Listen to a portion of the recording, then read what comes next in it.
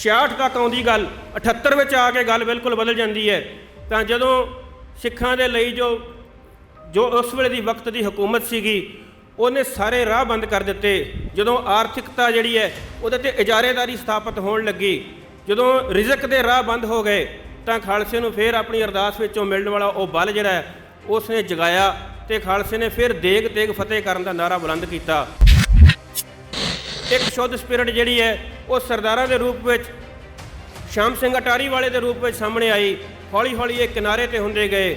ਜਰਨੈਲੀ ਵਜੋਂ ਇਹ ਸਪਿਰਿਟ ਜਿਹੜੀ ਹੈ ਉਹ ਹਰੀ ਸਿੰਘ ਨਲਵਾ ਦੇ ਰੂਪ ਵਿੱਚ ਸਾਹਮਣੇ ਆਈ।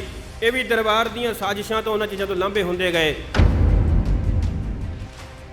ਔਰ ਸਭਰਾਵਾਂ ਦੀ ਜੰਗ ਵਿੱਚ ਹਾਰੀ ਹੋਈ ਕੌਮ ਜਿਹੜੀ ਹੈ ਉੱਥੇ ਜੋ ਉਹ ਚਿੱਟੇ ਘੋੜੇ ਵਾਲਾ, ਉਹ ਚਿੱਟੇ ਚੋਲੇ ਵਾਲਾ ਸ਼ਹੀਦ ਹੋਇਆ, ਉਸ ਦੀ ਰੁਲਦੀ ਹੋਈ ਤੇਗ ਨੂੰ ਸੰਭਾਲਣ ਵਾਲਾ ਬੜੀ ਦੇਰ ਬਾਅਦ 84 ਦੇ ਵੇਲੇ ਪੈਦਾ ਹੋਇਆ। ਅੱਜ ਦੇ ਸਮੇਂ ਵਿੱਚ ਉਹ ਹਿੰਦੁਸਤਾਨ ਦੇ ਤਖਤ ਤੋਂ ਹੁੰਦੀ ਹੋਈ ਹੋ ਸਕਦਾ ਹੈ ਬਹੁਤ ਵੱਡੇ ਤਖਤ, ਚਾਹੇ ਉਹ ਪੈਂਟਾਗਨ ਦਾ ਤਖਤ ਹੋਵੇ ਅਤੇ ਚਾਹੇ ਉਹ ਮਾਸਕੋ ਦਾ ਤਖਤ ਹੋਵੇ। ਹੋ ਸਕਦਾ ਕਿਸੇ ਨਾਲ ਵੀ ਸਾਨੂੰ ਟੱਕਰ ਲੈਣੀ ਪੈ ਜਾਵੇ। ਜਦੋਂ ਖਾਲਸਾ ਜੀ ਨੇ ਆਪਣਾ ਰਾਜ ਸਥਾਪਿਤ ਕਰ ਲਿਆ ਸੀਗਾ ਉਸ ਵੇਲੇ ਮਹਾਰਾਜਾ ਰਣਜੀਤ ਸਿੰਘ ਵੱਲੋਂ ਜਿਹੜੇ ਹੁਕਮਨਾਮੇ ਦਿੱਤੇ ਗਏ ਹਨ ਉਹਨਾਂ ਦੀਆਂ ਕਾਪੀਆਂ ਤੁਹਾਨੂੰ ਹੁਣ ਵੀ ਮਿਲ ਜਾਣਗੀਆਂ। ਉਹਦੇ ਵਿੱਚ ਲਿਖਿਆ ਹੋਇਆ ਹੈ ਕਿ ਜਿਹੜਾ ਮੁਸਲਮਾਨ ਮੁਹੱਲੇ ਦਾ ਨਿਜ਼ਾਮ ਹੈ ਉਹ ਖਾਲਸਾ ਜੀ ਦੀਆਂ ਰਵਾਇਤਾਂ ਅਨੁਸਾਰ ਇਸ ਤਰ੍ਹਾਂ ਚਲਾਇਆ ਜਾਵੇਗਾ। ਉਸ ਵਿੱਚ ਮੁਸਲਮਾਨਾਂ ਦੀ ਜਾਇਦਾਦ ਦੇ ਝਗੜੇ ਜੋ ਹਨ ਉਹ ਮੁਸਲਮਾਨਾਂ ਦੇ ਧਰਮ ਦੀ ਜੋ ਸ਼ਰ੍ਹਾ ਦੇ ਮੁਤਾਬਕ ਕੀਤੇ ਜਾਣਗੇ। ਜਿਹੜਾ ਹਿੰਦੂਆਂ ਦਾ ਮੁਹੱਲਾ ਹੋਏਗਾ ਉਹਦੇ ਵਿੱਚ ਉਹਨਾਂ ਦੀਆਂ ਅਖੀਰ ਉਹਨਾਂ ਦਾ ਟਾਕਰਾ ਦਿੱਲੀ ਦੀ ਹਕੂਮਤ ਨਾਲ ਹੋ ਗਿਆ ਅਤੇ ਉਸ ਸ਼ਹੀਦ ਗੁਰੂ ਦਾ ਦਿਨ ਮਨਾਉਣ ਲਈ ਇਕੱਤਰ ਹੋਈ ਸੰਗਤ ਦੇ ਬੱਚਿਆਂ ਨੂੰ ਘੇਰਾ ਪਾ ਕੇ ਟੈਂਕਾਂ ਦੇ ਨਾਲ, ਤੋਪਾਂ ਦੇ ਨਾਲ, ਗੋਲੀਆਂ ਦੇ ਨਾਲ ਉਡਾ ਦਿੱਤਾ ਗਿਆ ਅਤੇ ਉੱਥੋਂ ਫਿਰ ਅਗਲੇ ਸੰਘਰਸ਼ ਦੇ ਰਾਹ ਖੁੱਲ੍ਹੇ। ਸਾਹਿਬਾਨ ਦੀ ਪਵਿੱਤਰ ਹਜ਼ੂਰੀ ਵਿੱਚ ਜੁੜ ਬੈਠੇ ਸਮੂਹ ਗੁਰੂ ਖਾਲਸਾ ਜੀਓ, ਆਓ ਫਤਿਹ ਦੀ ਸਾਂਝ ਪਾਈਏ। ਵਾਹਿਗੁਰੂ ਜੀ ਕਾ ਖਾਲਸਾ, ਵਾਹਿਗੁਰੂ ਜੀ ਕੀ ਫਤਿਹ।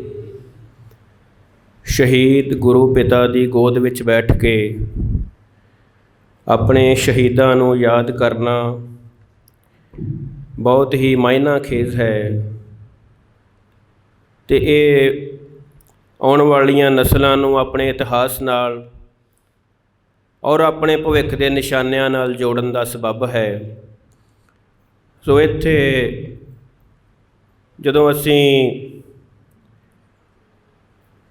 ਕੀਰਤਨ ਦੇ ਨਾਲ ਹਾਜ਼ਰੀ ਲਵਾਈ ਹੈ, ਕੀਰਤਨ ਦੇ ਵਿੱਚ ਗੁਰਬਾਣੀ ਦੇ ਰਾਹੀਂ ਆਪਣੇ ਆਪ ਨੂੰ ਗੁਰੂ ਦੀ ਲਿਵ ਨਾਲ ਜੋੜਨ ਦੀ ਕੋਸ਼ਿਸ਼ ਕੀਤੀ ਹੈ, ਉੱਥੇ ਜੋ ਇਹ ਸਾਰੇ ਸਮਾਗਮ ਦੇ ਪ੍ਰਬੰਧਕ ਹਨ ਉਹਨਾਂ ਵੱਲੋਂ ਸੋਚਿਆ ਗਿਆ ਕਿ ਕੁਝ ਇੱਕ ਵਿਚਾਰਾਂ ਖੁੱਲ੍ਹੇ ਰੂਪ ਵਿੱਚ ਆਮ ਬੋਲੀ ਵਿੱਚ ਸੰਗਤ ਦੇ ਨਾਲ ਹੋਣੀਆਂ ਚਾਹੀਦੀਆਂ ਹਨ। ਸੋ ਜੋ ਹੁਕਮ ਲੱਗਾ ਹੈ ਉਸ ਅਨੁਸਾਰ ਆਪ ਜੀ ਦੇ ਚਰਨਾਂ ਵਿੱਚ ਹਾਜ਼ਰ ਹਾਂ। ਗੁਰੂ ਖਾਲਸਾ ਪੰਥ ਘੱਲੂਘਾਰਿਆਂ ਵਿੱਚੋਂ ਨਿੱਤਰ ਕੇ ਆਇਆ ਹੈ। ਦੋ ਘੱਲੂਘਾਰੇ ਪੁਰਾਤਨ ਸਮਿਆਂ ਵਿੱਚ ਹੋਏ ਅਤੇ ਤੀਜਾ ਘੱਲੂਘਾਰਾ ਹੁਣ ਦੇ ਸਮੇਂ ਵਿੱਚ ਹੋਇਆ। ਘੱਲੂਘਾਰਿਆਂ ਵਿੱਚੋਂ ਜੋ ਸਾਨੂੰ ਪ੍ਰਾਪਤ ਹੁੰਦਾ ਹੈ ਉਸ ਦੇ ਤਿੰਨ ਰੂਪ ਬਹੁਤ ਪ੍ਰਮੁੱਖ ਹਨ। ਪਹਿਲਾ ਰੂਪ ਹੈ ਸ਼ਹਾਦਤ ਦਾ, ਜਿਸ ਨੂੰ ਖਾਲਸਾ ਜੀ ਨੇ ਬਖਸ਼ਿਸ਼ ਕਰਕੇ ਜਾਣਿਆ, ਜਿਸ ਦੀ ਵਡਿਆਈ ਦੇ ਵਿੱਚ ਖਾਲਸਾ ਜੀ ਨੇ ਬਹੁਤ ਕੁਝ ਲਿਖਿਆ, ਬੋਲਿਆ, ਗਾਇਆ। ਸ਼ਹਾਦਤ ਨੂੰ ਗੁਰੂ ਦੀ ਬਖਸ਼ਿਸ਼, ਸ਼ਹਾਦਤ ਨੂੰ ਗੁਰੂ ਦੀ ਮਿਹਰ, ਸ਼ਹਾਦਤ ਨੂੰ ਰੌਸ਼ਨ ਕਿਹਾ ਗਿਆ। ਸ਼ਹਾਦਤ ਬਹੁਤ ਵੱਡੀ ਦਾਤ ਹੈ। ਦੂਸਰੀ ਚੀਜ਼ ਇਹਦੇ ਵਿੱਚੋਂ ਪ੍ਰਾਪਤ ਹੁੰਦੀ ਹੈ ਅਰਦਾਸ। ਉਹ ਅਰਦਾਸ ਜਿਹੜੀ ਅਸੀਂ ਹਰ ਰੋਜ਼ ਕਰਦੇ ਹਾਂ, ਉਸ ਤੋਂ ਇਲਾਵਾ ਉਹ ਅਰਦਾਸ ਜਿਹੜੀ ਚੁੱਪ ਦੇ ਵਿੱਚ ਪਈ ਹੋਈ ਹੈ, ਉਹ ਅਰਦਾਸ ਜਿਹੜੀ ਸਾਡੇ ਹਰ ਸੰਘਰਸ਼ ਦੇ ਵਿੱਚ, ਹਰ ਸੰਘਰਸ਼ ਦੀ ਤਾਕਤ ਵਜੋਂ ਵਿਚਰਦੀ ਹੈ, ਉਹ ਸਾਨੂੰ ਘੱਲੂਘਾਰਿਆਂ 'ਚੋਂ ਮਿਲੀ। ਅਤੇ ਤੀਸਰੀ ਚੀਜ਼ ਸਾਨੂੰ ਮਿਲੀ ਤੇਗ। ਉਸ ਤੇਗ ਦੇ ਨਾਲ ਖਾਲਸੇ ਨੇ ਦੇਗ ਔਰ ਤੇਗ ਨੂੰ ਫਤਿਹ ਕੀਤਾ ਆਪਣਾ ਸਿੱਕਾ ਚਲਾਇਆ, ਆਪਣਾ ਰਾਜ ਸਥਾਪਿਤ ਕੀਤਾ, ਆਪਣਾ ਨਿਜ਼ਾਮ ਸਥਾਪਿਤ ਕੀਤਾ। ਤੋ ਇਹ ਤਿੰਨ ਚੀਜ਼ਾਂ ਹਨ, ਤਿੰਨ ਬਖਸ਼ਿਸ਼ਾਂ ਹਨ, ਤਿੰਨ ਬਰਕਤਾਂ ਹਨ ਜਿਹੜੀਆਂ ਸਾਨੂੰ ਘੱਲੂਘਾਰਿਆਂ 'ਚੋਂ ਪ੍ਰਾਪਤ ਹੁੰਦੀਆਂ ਨੇ। ਇਸ ਤੋਂ ਇਲਾਵਾ ਹੋਰ ਬਹੁਤ ਬਰਕਤਾਂ ਹਨ ਜਿਨ੍ਹਾਂ ਬਾਰੇ ਗੱਲ ਕੀਤੀ ਜਾ ਸਕਦੀ ਹੈ, ਪਰ ਆਪਾਂ ਸੀਮਤ ਕਰਨ ਦੇ ਲਈ ਇਹ ਤਿੰਨ ਨੁਕਤਿਆਂ ਦੇ ਉੱਤੇ ਕੇਂਦਰਿਤ ਰਹਾਂਗੇ। ਤੋ ਜਦੋਂ ਖਾਲਸਾ ਜੀ ਘੱਲੂਘਾਰਿਆਂ ਵਿੱਚੋਂ ਨਿੱਤਰ ਕੇ ਬਾਹਰ ਆਇਆ ਤਾਂ ਖਾਲਸਾ ਜੀ ਨੂੰ ਉਸ ਵੇਲੇ ਜੋ ਅਰਦਾਸ ਦੀ ਸ਼ਕਤੀ ਪ੍ਰਾਪਤ ਹੋਈ ਔਰ ਗੁਰੂ ਦੀ ਬਖਸ਼ੀ ਹੋਈ ਤੇਗ ਪ੍ਰਾਪਤ ਹੋਈ, ਉਸ ਤੇਗ ਦੀ ਫਤਿਹ ਦਾ ਨਿਸ਼ਾਨ ਧਰਤੀ ਦੇ ਉੱਤੇ ਗੱਡਣ ਦੇ ਲਈ ਖਾਲਸਾ ਜੀ ਨੇ ਬਹੁਤ ਲੰਮਾ ਲਹੂ ਡੋਲਵਾਂ ਸੰਘਰਸ਼ ਲੜਿਆ। ਘੋੜਿਆਂ ਦੀਆਂ ਕਾਠੀਆਂ 'ਤੇ ਵਸੇਬਾ ਕੀਤਾ, ਘੋੜੇ ਨੂੰ ਆਪਣਾ ਭਾਈ ਬਣਾਇਆ, ਜਾਨ ਭਾਈ ਆਖਿਆ ਘੋੜੇ ਨੂੰ। ਘੋੜੇ ਦਾ ਵਜੂਦ ਤੇ ਖਾਲਸੇ ਦਾ ਵਜੂਦ ਇੱਕ ਹੋ ਗਿਆ। ਸਿੱਖ ਦੀ ਲੱਤ ਬਾਂਹ ਉੱਡ ਜਾਵੇ, ਜੰਗ ਦੇ ਵਿੱਚ ਸਿੱਖ ਸ਼ਹੀਦ ਹੋ ਜਾਵੇ, ਨਾਲ ਦਾ ਆਪਣਾ ਭਰਾ ਸ਼ਹੀਦ ਹੋ ਜਾਵੇ, ਸਿੰਘ ਜਕਾਰੇ ਛੱਡਦੇ ਸਨ। ਪਰ ਜਦੋਂ ਘੋੜਾ ਸ਼ਹੀਦ ਹੋ ਜਾਵੇ ਤਾਂ ਸਿੱਖ ਵੈਰਾਗ ਕਰਦੇ ਸਨ, ਕਿਉਂਕਿ ਤੇਗ ਦਾ ਜਦੋਂ ਫਤਿਹ ਦਾ ਨਿਸ਼ਾਨ ਧਰਤੀ 'ਤੇ ਗੱਡਣਾ ਹੋਵੇ ਤਾਂ ਫਿਰ ਘਰ ਛੱਡਣਾ ਪੈਂਦਾ ਹੈ, ਸੰਘਰਸ਼ ਵਿੱਚ ਕੁੱਦਣਾ ਪੈਂਦਾ ਹੈ, ਧਰਤੀ ਦੀ ਹਿੱਕ ਨੂੰ ਨਾਪਣਾ ਪੈਂਦਾ ਹੈ, ਲਗਾਤਾਰ ਚਲਾਏਮਾਨ ਰਹਿਣਾ ਪੈਂਦਾ ਹੈ। ਤਾਂ ਉਸ ਵੇਲੇ ਖਾਲਸਾ ਜੀ ਨੇ ਆਪਣੇ ਕਿਰਦਾਰ, ਆਪਣੇ ਅਖਲਾਕ ਦਾ ਸਿੱਕਾ ਜਮਾਇਆ ਅਤੇ ਲੋਕਾਈ ਨੇ ਕਿਹਾ ਕਿ ਸਾਨੂੰ ਖਾਲਸੇ ਦਾ ਰਾਜ ਚਾਹੀਦਾ ਹੈ। ਖਾਲਸੇ ਨੇ ਜਦੋਂ ਆਪਣੀ ਤੇਗ ਦਾ ਲੋਹਾ ਮਨਵਾ ਲਿਆ, ਖਾਲਸੇ ਨੇ ਜਦੋਂ ਆਪਣੀ ਤੇਗ ਨੂੰ ਫਤਿਹ ਦੇ ਰੂਪ ਵਿੱਚ ਢਾਲ ਲਿਆ, ਤਾਂ ਫਿਰ ਖਾਲਸੇ ਨੇ ਅਮਨ ਅਮਾਨ ਦਾ ਸਮਾਂ ਸਿਰਜ ਲਿਆ। ਉਸ ਵੇਲੇ ਖਾਲਸਾ ਘੋੜਿਆਂ ਤੋਂ ਲੱਥਾ, ਪਿੰਡ ਆਬਾਦ ਕੀਤੇ, ਪਿੰਡਾਂ ਦੇ ਵਿੱਚ ਨਿਜ਼ਾਮ ਸਥਾਪਿਤ ਕੀਤਾ, ਆਪਣੀਆਂ ਪੰਚਾਇਤਾਂ ਸਥਾਪਿਤ ਕੀਤੀਆਂ। ਹੌਲੀ ਹੌਲੀ ਇਹ ਜੋ ਨਿਜ਼ਾਮ ਸੀ ਇਸ ਨੇ ਵੱਡਾ ਰੂਪ ਲਿਆ। ਜੋ ਸਾਡੀ ਟੱਕਰ ਹੈ ਦਿੱਲੀ ਦੇ ਤਖਤ ਨਾਲ ਜਾਂ ਉਸ ਤੋਂ ਪਹਿਲਾਂ ਮੁਗਲੀਆ ਤਖਤ ਨਾਲ ਰਹੀ ਹੈ, ਵਿੱਚ ਵਿਚਾਲੇ ਥੋੜ੍ਹੀ ਜਿਹੀ ਇੰਗਲੈਂਡ ਦੇ ਤਖਤ ਨਾਲ ਵੀ ਰਹੀ ਹੈ, ਅੱਜ ਦੇ ਸਮੇਂ ਵਿੱਚ ਉਹ ਹਿੰਦੁਸਤਾਨ ਦੇ ਤਖਤ ਤੋਂ ਹੁੰਦੀ ਹੋਈ ਹੋ ਸਕਦਾ ਹੈ ਬਹੁਤ ਵੱਡੇ ਤਖਤ, ਚਾਹੇ ਉਹ ਪੈਂਟਾਗਨ ਦਾ ਤਖਤ ਹੋਵੇ ਅਤੇ ਚਾਹੇ ਉਹ ਮਾਸਕੋ ਦਾ ਤਖਤ ਹੋਵੇ। ਹੋ ਸਕਦਾ ਕਿਸੇ ਨਾਲ ਵੀ ਸਾਨੂੰ ਟੱਕਰ ਲੈਣੀ ਪੈ ਜਾਵੇ। ਹਾਲਾਤ ਜਿੱਧਰ ਨੂੰ ਜਾ ਰਹੇ ਹਨ ਉਸ ਦੇ ਵਿੱਚ ਕਿਸੇ ਨੂੰ ਵੀ ਮਿੱਤਰ ਬਣਾਉਣਾ ਪੈ ਸਕਦਾ ਹੈ ਅਤੇ ਕਿਸੇ ਨਾਲ ਵੀ ਟੱਕਰ ਲੈਣੀ ਪੈ ਸਕਦੀ ਹੈ। ਤੋ ਖਾਲਸਾ ਜੀ ਨੇ ਜੋ ਨਿਜ਼ਾਮ ਸਥਾਪਿਤ ਕੀਤਾ ਸੀ, ਉਹ ਨਿਜ਼ਾਮ ਜੋ ਆਕੀ ਸਨ, ਉਸ ਆਕੀ ਨਿਜ਼ਾਮਾਂ ਨੂੰ ਖਤਮ ਕਰਕੇ ਖਾਲਸੇ ਨੇ ਆਪਣਾ ਨਿਜ਼ਾਮ ਸਥਾਪਿਤ ਕੀਤਾ ਸੀ। ਰਾਜ ਕਰੇਗਾ ਖਾਲਸਾ, ਆਕੀ ਰਹੇ ਨਾ ਕੋਏ ਦਾ ਅਰਥ ਇਹ ਸੀ ਕਿ ਜਿਸ ਵਿੱਚ ਹਉਮੈ ਦਾ ਕੋਈ ਗੜ੍ਹ ਨਾ ਹੋਵੇ, ਹਉਮੈ ਦਾ ਰੂਪ ਬਣ ਚੁੱਕੇ ਉਹ ਤਖਤ ਸਾਰੇ ਜਿਹੜੇ ਰਿਜ਼ਕ ਦੇ ਉੱਤੇ ਇਜਾਰੇਦਾਰੀ ਸਥਾਪਿਤ ਕਰਦੇ ਨੇ, ਉਹਨਾਂ ਦੇ ਨਾਲ ਖਾਲਸੇ ਨੇ ਟੱਕਰ ਲਈ ਔਰ ਆਮ ਲੋਕਾਈ ਦੇ ਹੱਥਾਂ ਵਿੱਚ ਰਾਜ ਦੀ ਤਾਕਤ ਲਿਆ ਕੇ ਦਿੱਤੀ। ਖਾਲਸਾ ਜੀ ਨੇ ਜੋ ਨਿਜ਼ਾਮ ਸਥਾਪਿਤ ਕੀਤਾ ਹੈ ਉਸ ਦੀ ਦੁਨੀਆ ਦੇ ਹਰੇਕ ਵੱਡੇ ਆਕੀ ਨਿਜ਼ਾਮ ਦੇ ਨਾਲ ਟੱਕਰ ਹੈ। ਇਸ ਕਰਕੇ ਉਹ ਟੱਕਰ ਅੱਜ ਤੱਕ ਲਗਾਤਾਰ ਜਾਰੀ ਹੈ। ਤੋ ਆਪਾਂ ਇਤਿਹਾਸ ਉੱਤੇ ਝਾਤੀ ਮਾਰਦਿਆਂ ਹੋਇਆਂ 84 ਦੇ ਉਸ ਸੰਘਰਸ਼ ਨੂੰ ਯਾਦ ਕਰਦਿਆਂ ਹੋਇਆਂ ਅੱਜ ਆਪਣੀ ਇੱਥੇ ਹਾਜ਼ਰੀ ਲਵਾਉਣੀ ਹੈ। ਜਦੋਂ ਖਾਲਸਾ ਜੀ ਨੇ ਆਪਣਾ ਨਿਜ਼ਾਮ ਸਥਾਪਿਤ ਕੀਤਾ, ਉਸ ਨਿਜ਼ਾਮ ਦੀਆਂ ਖੂਬੀਆਂ ਕੀ ਸਨ? ਕਿਹੜਾ ਉਹ ਬੇਗਮਪੁਰੇ ਦਾ ਐਸਾ ਨਿਜ਼ਾਮ ਹੈ ਜਿਸ ਨੂੰ ਸਿੱਖ ਅੱਜ ਵੀ ਯਾਦ ਕਰਦੇ ਨੇ, ਜਿਸ ਨੂੰ ਸਥਾਪਿਤ ਕਰਨ ਲਈ ਲੋਕ ਆਪ ਚੱਲ ਕੇ ਖਾਲਸੇ ਦੇ ਪਾਸ ਜਾਂਦੇ ਹਨ ਕਿ ਆਓ ਲਾਹੌਰ ਦੇ ਉੱਤੇ ਕਬਜ਼ਾ ਕਰੋ, ਲਾਹੌਰ ਦਾ ਪ੍ਰਬੰਧ ਸਾਜੋ, ਅਤੇ ਉਹੀ ਲਾਹੌਰ ਫਿਰ ਖਾਲਸਾ ਰਾਜ ਦੀ ਰਾਜਧਾਨੀ ਬਣਦੀ ਹੈ। ਅਤੇ ਫਿਰ ਅੱਗੇ ਚੱਲ ਕੇ ਕੁਝ ਇਤਿਹਾਸ ਵਿੱਚ ਤਬਦੀਲੀਆਂ ਆਉਂਦੀਆਂ ਨੇ, ਉਹਨਾਂ ਦਾ ਥੋੜ੍ਹਾ ਜ਼ਿਕਰ ਕਰਾਂਗੇ। ਤੋ ਖਾਲਸਾ ਜੀ ਨੇ ਜੋ ਆਪਣਾ ਨਿਜ਼ਾਮ ਸਥਾਪਿਤ ਕੀਤਾ ਸੀ ਉਸ ਵਿੱਚ ਪਿੰਡ ਨੂੰ ਇੱਕ ਸੰਪੂਰਨ ਇਕਾਈ ਮੰਨਿਆ ਗਿਆ। ਜੋ ਦੇਗ ਤੇਗ ਫਤਿਹ ਹੈ, ਦੇਗੋਂ ਤੇਗੋਂ ਫਤਿਹ ਨੁਸਰਤ ਬੇਦਰੰਗ ਯਾਫਤ ਅਜ ਨਾਨਕ ਗੁਰੂ ਗੋਬਿੰਦ ਸਿੰਘ। ਉਹਦਾ ਅਰਥ ਇਹ ਹੈ ਕਿ ਖਾਲਸੇ ਨੇ ਦੇਗ ਔਰ ਤੇਗ ਦੋਵਾਂ ਨੂੰ ਫਤਿਹ ਕਰਨਾ ਹੈ। ਤੋ ਖਾਲਸਾ ਕੀ ਹੈ? ਆਮ ਲੋਕ ਹਨ। ਜੋ ਇਤਿਹਾਸ ਪਹਿਲਾਂ ਲਿਖੇ ਜਾਂਦੇ ਰਹੇ ਉਹਦੇ ਵਿੱਚ ਰਾਜਿਆਂ ਮਹਾਰਾਜਿਆਂ ਦੇ ਇਤਿਹਾਸ ਸਨ, ਉਸ ਵਿੱਚ ਰਾਜਿਆਂ ਮਹਾਰਾਜਿਆਂ ਦੀਆਂ ਜੰਗਾਂ ਦੇ ਇਤਿਹਾਸ ਸਨ, ਉਸ ਵਿੱਚ ਮਹਿਲਾਂ ਵਿੱਚ ਚੱਲਦੀਆਂ ਸਾਜ਼ਿਸ਼ਾਂ ਦੇ ਇਤਿਹਾਸ ਸਨ। ਪਹਿਲੀ ਵਾਰ ਦੁਨੀਆ ਦੇ ਵਿੱਚ ਕਿਸੇ ਨੇ ਜੇਕਰ ਆਮ ਲੋਕਾਂ ਦਾ ਇਤਿਹਾਸ ਲਿਖਿਆ ਹੈ ਤਾਂ ਉਹ ਮੱਸੇ ਰੰਗੜ ਦਾ ਸੋਧਾ ਲਾਉਣ ਵਾਲੇ ਭਾਈ ਸੁੱਖਾ ਸਿੰਘ, ਭਾਈ ਮਹਿਤਾਬ ਸਿੰਘ, ਭਾਈ ਮਹਿਤਾਬ ਸਿੰਘ ਹੋਰਾਂ ਦੇ ਖਾਨਦਾਨ ਵਿੱਚੋਂ ਭਾਈ ਰਤਨ ਸਿੰਘ ਭੰਗੂ, ਉਹਨਾਂ ਨੇ ਆਮ ਲੋਕਾਂ ਦਾ ਇਤਿਹਾਸ ਲਿਖਿਆ, ਜਿਸ ਨੂੰ ਕਿਹਾ ਜਾਂਦਾ ਹੈ ਸ੍ਰੀ ਗੁਰੂ ਪੰਥ ਪ੍ਰਕਾਸ਼। ਕਿਉਂਕਿ ਪੰਥ ਨੂੰ ਗੁਰੂ ਦਾ ਦਰਜਾ ਹਾਸਲ ਹੈ ਅਤੇ ਆਮ ਲੋਕਾਂ ਦਾ ਇਤਿਹਾਸ, ਇਸ ਤੋਂ ਪਹਿਲਾਂ ਦੁਨੀਆ ਵਿੱਚ ਕਿਤੇ ਆਮ ਲੋਕਾਂ ਦੇ ਇਤਿਹਾਸ ਦਾ ਕੋਈ ਗ੍ਰੰਥ ਨਹੀਂ ਮਿਲਦਾ। ਤਾਂ ਖਾਲਸੇ ਦਾ ਜਿਹੜਾ ਨਿਜ਼ਾਮ ਹੈ ਉਸ ਨੂੰ ਹਲੇਮੀ ਰਾਜ ਕਿਉਂ ਕਿਹਾ ਜਾਂਦਾ ਹੈ? ਉਸ ਨੂੰ ਹਲੇਮੀ ਰਾਜ ਇਸ ਕਰਕੇ ਕਿਹਾ ਜਾਂਦਾ ਹੈ ਕਿ ਖਾਲਸੇ ਨੇ ਪਿੰਡ ਨੂੰ ਇੱਕ ਮੁਕੰਮਲ ਇਕਾਈ ਬਣਾਇਆ, ਪਿੰਡ ਦੀ ਆਰਥਿਕਤਾ ਦਾ ਇੱਕ ਨਿਜ਼ਾਮ ਸਾਜਿਆ।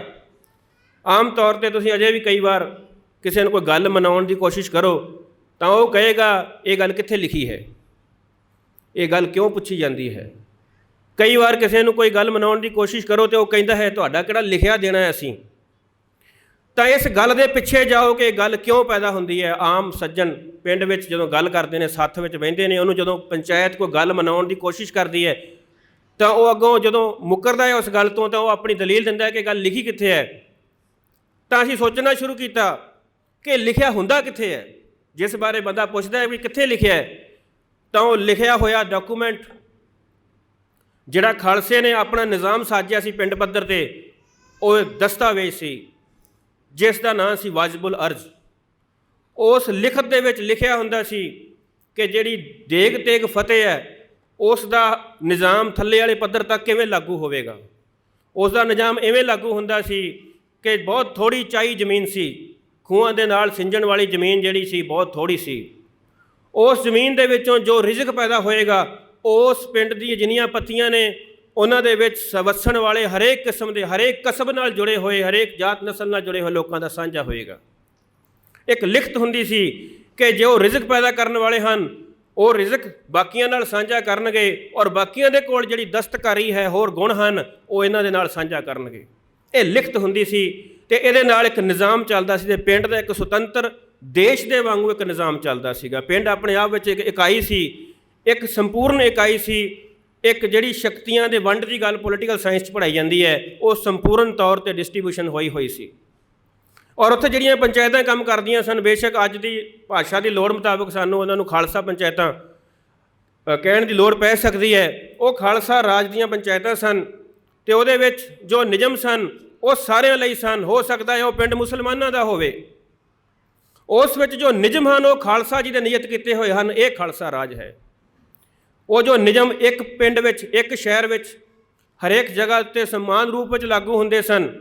ਜਦੋਂ ਖਾਲਸਾ ਜੀ ਨੇ ਆਪਣਾ ਰਾਜ ਸਥਾਪਿਤ ਕਰ ਲਿਆ ਸੀਗਾ, ਉਸ ਵੇਲੇ ਮਹਾਰਾਜਾ ਰਣਜੀਤ ਸਿੰਘ ਵੱਲੋਂ ਜਿਹੜੇ ਹੁਕਮਨਾਮੇ ਦਿੱਤੇ ਗਏ ਹਨ ਉਹਨਾਂ ਦੀਆਂ ਕਾਪੀਆਂ ਤੁਹਾਨੂੰ ਹੁਣ ਵੀ ਮਿਲ ਜਾਣਗੀਆਂ। ਉਹਦੇ ਵਿੱਚ ਲਿਖਿਆ ਹੋਇਆ ਹੈ ਕਿ ਜਿਹੜਾ ਮੁਸਲਮਾਨ ਮੁਹੱਲੇ ਦਾ ਨਿਜ਼ਾਮ ਹੈ ਉਹ ਖਾਲਸਾ ਜੀ ਦੀਆਂ ਰਵਾਇਤਾਂ ਅਨੁਸਾਰ ਇਸ ਤਰ੍ਹਾਂ ਚਲਾਇਆ ਜਾਵੇਗਾ। ਉਸ ਵਿੱਚ ਮੁਸਲਮਾਨਾਂ ਦੀ ਜਾਇਦਾਦ ਦੇ ਝਗੜੇ ਜੋ ਹਨ ਉਹ ਮੁਸਲਮਾਨਾਂ ਦੇ ਧਰਮ ਦੀ ਜੋ ਸ਼ਰ੍ਹਾ ਦੇ ਮੁਤਾਬਕ ਕੀਤੇ ਜਾਣਗੇ। ਜਿਹੜਾ ਹਿੰਦੂਆਂ ਦਾ ਮੁਹੱਲਾ ਹੋਏਗਾ ਉਹਦੇ ਵਿੱਚ ਉਹਨਾਂ ਦੀਆਂ ਲੋੜਾਂ ਦੇ ਫੈਸਲੇ ਜਿਹੜੇ ਨੇ ਉਹ ਹਿੰਦੂ ਰਹੁ ਰੀਤਾਂ ਦੇ ਅਨੁਸਾਰ, ਉਹਨਾਂ ਦੇ ਧਾਰਮਿਕ ਅਕੀਦਿਆਂ ਦੇ ਅਨੁਸਾਰ ਕੀਤੇ ਜਾਣਗੇ। ਤਾਂ ਆਮ ਲੋਕਾਂ ਦੇ ਅਕੀਦਿਆਂ ਨੂੰ ਕਾਨੂੰਨ ਦਾ ਦਰਜਾ ਦਿੱਤਾ ਸੀਗਾ। ਇਹ ਸੀ ਉਸ ਵੇਲੇ ਦਾ ਨਿਜ਼ਾਮ। ਹੌਲੀ ਹੌਲੀ ਇਹਦੇ ਵਿੱਚ ਗੁਰੂ ਨਾਲ ਕੀਤਾ ਹੋਇਆ ਜਿਹੜਾ ਕੌਲ ਸੀ ਉਹ ਖਾਲਸੇ ਨੂੰ ਭੁੱਲ ਗਿਆ। ਖਾਲਸੇ ਦੇ ਵਿੱਚ ਦੋ ਚੀਜ਼ਾਂ ਆ ਗਈਆਂ। ਇੱਕ ਸ਼ੁੱਧ ਜਿਹੜੀ ਰੂਹ ਹੁੰਦੀ ਹੈ ਖਾਲਸੇ ਦੀ, ਜਿਹੜੀ ਅਕਾਲੀਆਂ ਦੇ ਰੂਪ ਵਿੱਚ ਇੱਕ ਸ਼ਹੀਦੀ ਪਰੰਪਰਾ ਦੇ ਰੂਪ ਵਿੱਚ ਚੱਲਦੀ ਆ ਰਹੀ ਸੀ, ਪਿੱਛੋਂ ਸ਼ਹੀਦਾਂ ਦੀ ਮਿਸਲ ਦੇ ਰੂਪ ਵਿੱਚ ਉੱਥੇ ਇਕੱਤਰ ਹੋਣੀ ਸ਼ੁਰੂ ਹੋਈ, ਜਿਸ ਦੇ ਵਿੱਚ ਇੱਕ ਸ਼ੁੱਧ ਸਪਿਰਿਟ ਜਿਹੜੀ ਹੈ ਉਹ ਸਰਦਾਰਾਂ ਦੇ ਰੂਪ ਵਿੱਚ, ਸ਼ਾਮ ਸਿੰਘ ਅਟਾਰੀ ਵਾਲੇ ਦੇ ਰੂਪ ਵਿੱਚ ਸਾਹਮਣੇ ਆਈ। ਹੌਲੀ ਹੌਲੀ ਇਹ ਕਿਨਾਰੇ 'ਤੇ ਹੁੰਦੇ ਗਏ। ਜਰਨੈਲੀ ਵਜੋਂ ਇਹ ਸਪਿਰਿਟ ਜਿਹੜੀ ਹੈ ਉਹ ਹਰੀ ਸਿੰਘ ਨਲਵਾ ਦੇ ਰੂਪ ਵਿੱਚ ਸਾਹਮਣੇ ਆਈ। ਇਹ ਵੀ ਦਰਬਾਰ ਦੀਆਂ ਸਾਜ਼ਿਸ਼ਾਂ ਤੋਂ, ਉਹਨਾਂ ਚੀਜ਼ਾਂ ਤੋਂ ਲਾਂਭੇ ਹੁੰਦੇ ਗਏ। ਹੌਲੀ ਹੌਲੀ ਦਰਬਾਰ ਵਿੱਚੋਂ ਗੁਰੂ ਦਾ ਕੀਤਾ ਹੋਇਆ ਕੌਲ ਭੁੱਲ ਗਿਆ। ਉਹ ਗੁਰਮਤਾ ਪਰੰਪਰਾ ਉੱਥੇ ਬੰਦ ਹੋ ਗਈ। ਉਹਦੇ ਵਿੱਚੋਂ ਜਦੋਂ ਚੀਜ਼ਾਂ ਇਹ ਖੁੱਸੀਆਂ ਅਤੇ ਹੌਲੀ ਹੌਲੀ ਫਿਰ ਅਸੀਂ ਸਭਰਾਵਾਂ ਦੀ ਜੰਗ ਵਿੱਚ ਸਾਰਾ ਕੁਝ ਹਾਰਿਆ।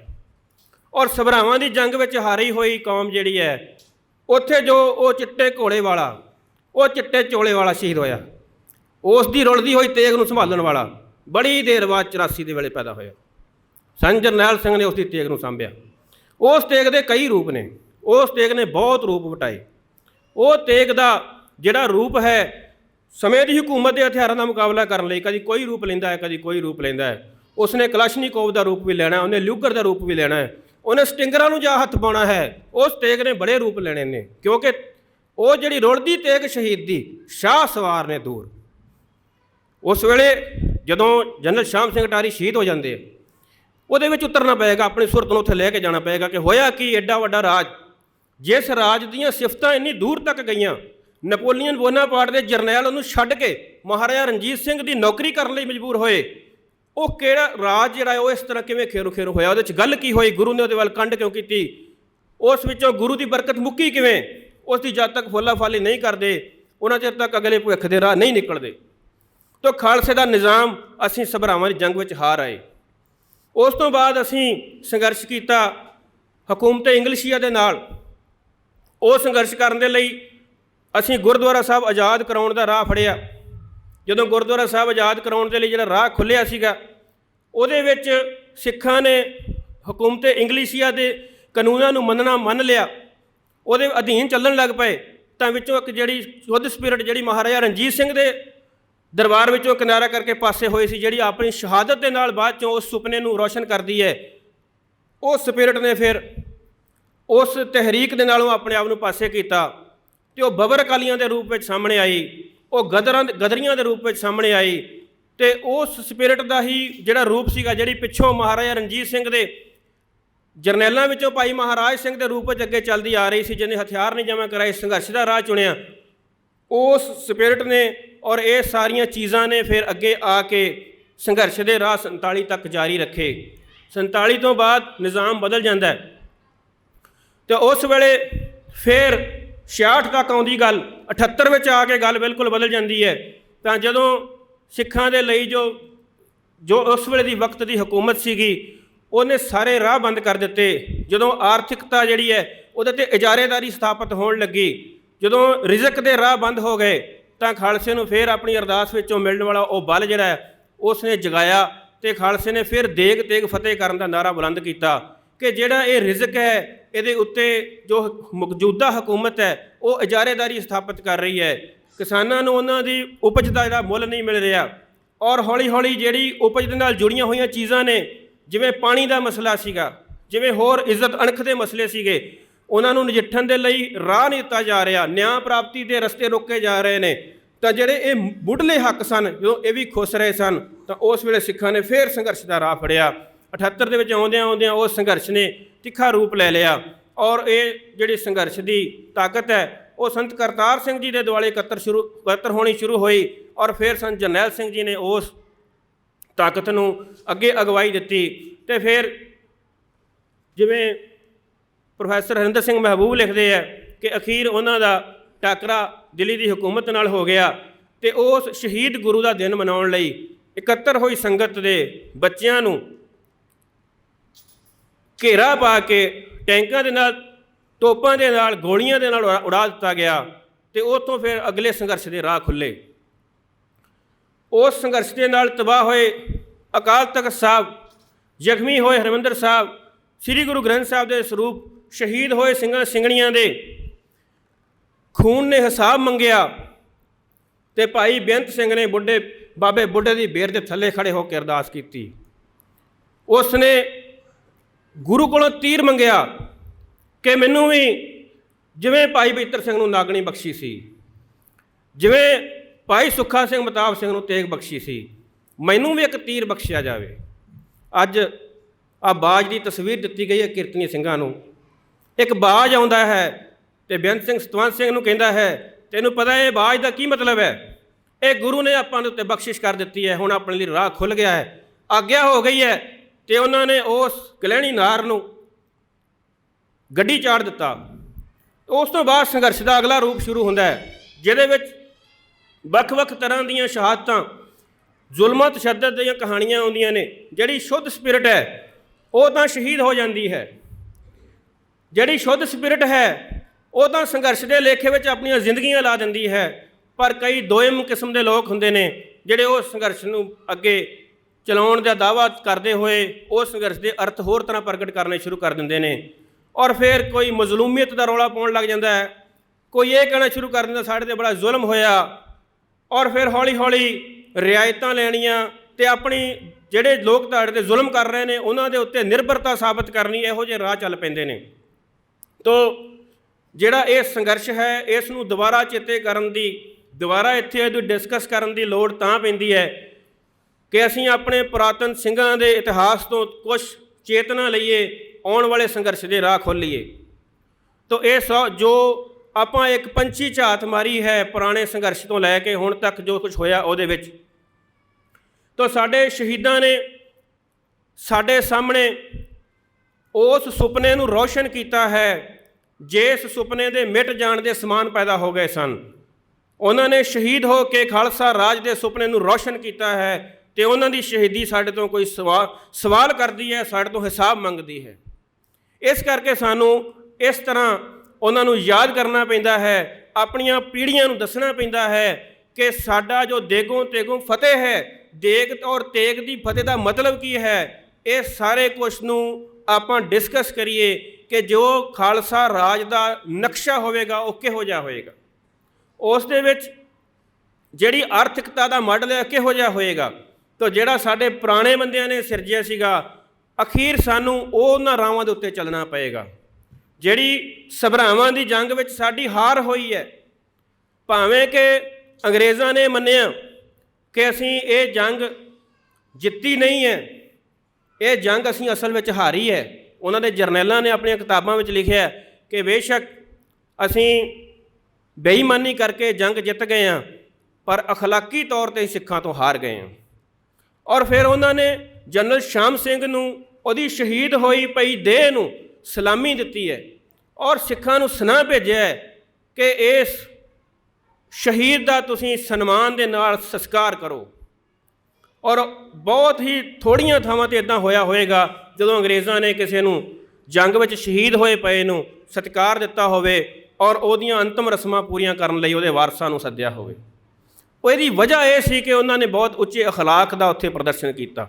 ਪਰ ਉਸ ਤੋਂ ਪਹਿਲਾਂ ਦੇ ਹਾਲਾਤ ਵਿੱਚ ਵੀ ਜਾਣਾ ਪਏਗਾ ਕਿ ਉਹਨਾਂ ਨੇ ਉਸ ਵੇਲੇ ਜਿਹੜੀ ਚੀਜ਼ ਵੱਲੋਂ ਸਿੱਖਾਂ ਨੇ ਪਿੱਠ ਕੀਤੀ ਹੋਈ ਸੀਗੀ, ਜਿਹੜਾ ਸੁਪਨਾ ਉਸ ਵੇਲੇ ਖਾਲਸਾ ਰਾਜ ਦੇ ਦਰਬਾਰ ਵਿੱਚ ਵੀ ਮਰ ਰਿਹਾ ਸੀਗਾ, ਉਹਨਾਂ ਨੇ ਉਹ ਸੁਪਨੇ ਨੂੰ ਰੋਸ਼ਨ ਕਰਨ ਦੇ ਲਈ ਸ਼ਹਾਦਤ ਦਿੱਤੀ ਹੈ।